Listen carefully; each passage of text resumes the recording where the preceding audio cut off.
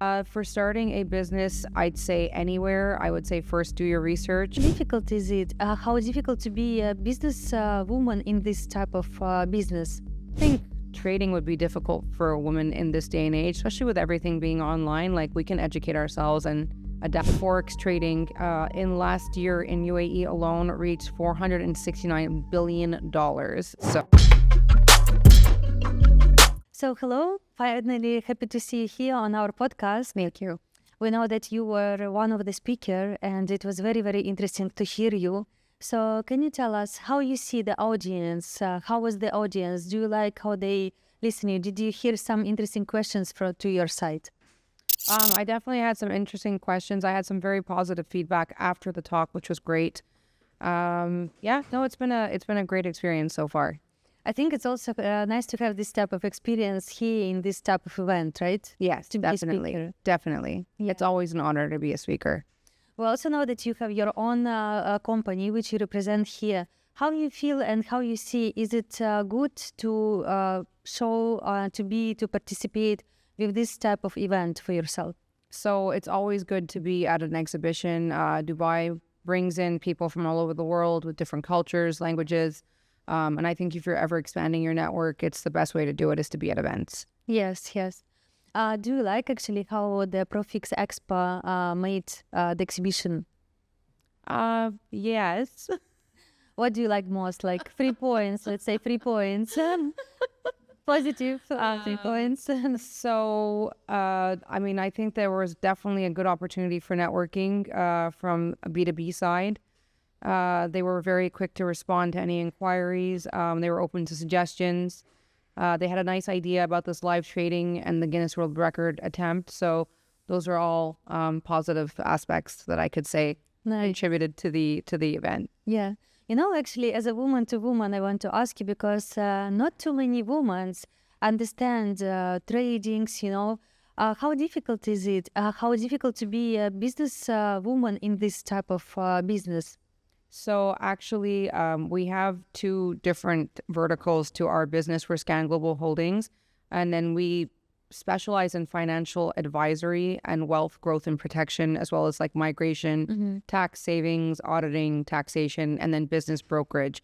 So we don't necessarily touch upon trading directly, but our partner company does. So we were, interested to try and come here and actually educate ourselves and tap into this network and this industry. So I would say as a woman, I don't think anything is difficult for us anymore. We're in 2025. Yeah. I think we're pretty versatile. We're not really pigeonholed into certain, norms or characteristics that we're like, at home, taking care of the kids or raising a family. We do it all. So I don't think trading would be difficult for a woman in this day and age, especially with everything being online. Like, we can educate ourselves and adapt and adjust as we need to go. Yeah, it's true now.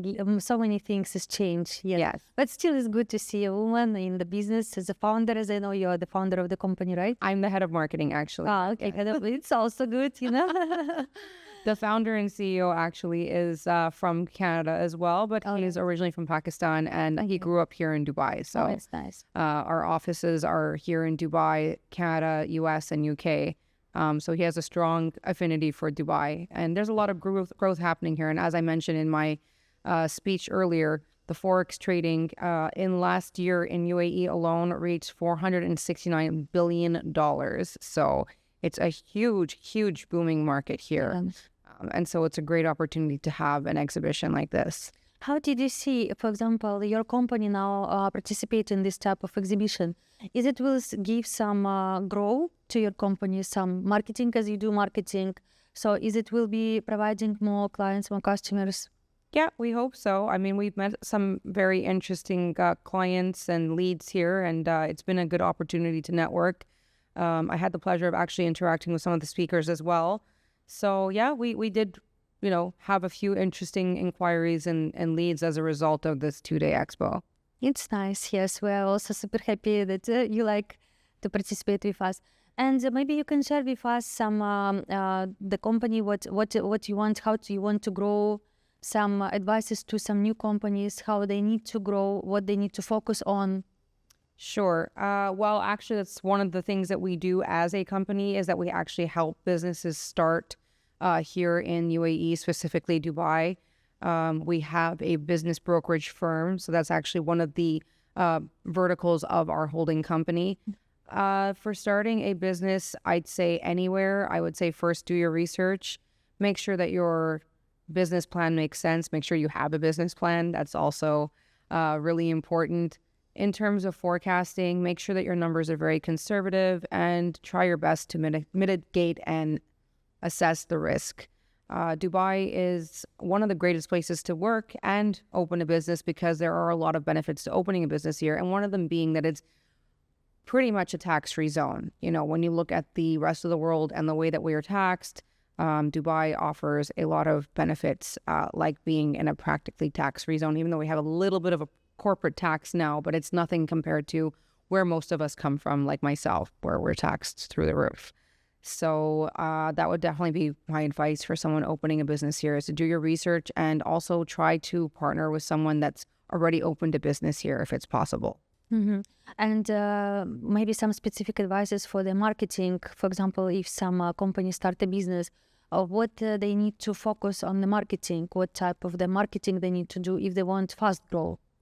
So I don't believe in fast growth. I actually believe in playing the long game. And that was actually the core message of my speech, is that we are in this digital age where we want everything super fast and these quick wins. And you can absolutely have quick wins in marketing, but don't try to cut corners. It's a mistake that I see a lot of companies doing now, especially in this region. You should look at quality over quantity. So when you're looking at actually growth, look at sustainability and loyalty and retention. Those are really important factors because, yeah, you could actually make a bunch of sales really quickly, but are they going to last? And why are people coming to you? Are they going to come to you and stay with you? Or are you just getting them to come in through the door and you're not thinking of what's going to happen afterwards? Retention and reputation. Reputation, I would say, is king, especially in a region like the United Arab Emirates and specifically Dubai. Surprisingly, Dubai is very, very small. And you will run into the same people if you're here long enough, and your reputation goes a long way.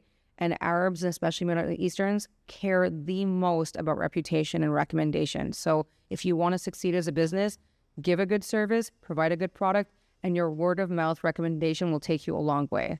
It's very, very nice answer. I didn't hear your speech, but I wish I was there to hear some advice from you. Yeah. So it's going to be online. You can visit Scan Global Holdings. It'll be there. So I think for any person who want to open a business, it's a really good advice because sometimes when you open something, you want everything fast. You want to see your company succeed fast, you know? Yes. So I think you're right that can be some mistake because sometimes small steps can give you more chance even to learn maybe something, because all of us do some mistakes, right, when we open a business. Actually, mistakes are the most valuable asset when you're starting a business or even a project, because it's from those mistakes that you actually can learn and grow. And when I talk about quick wins, it's not to say that you can't have a campaign that gets you leads or generates interest or revenue quickly. You can, but don't cut corners. And that's something that I'm seeing very prominent currently in the market.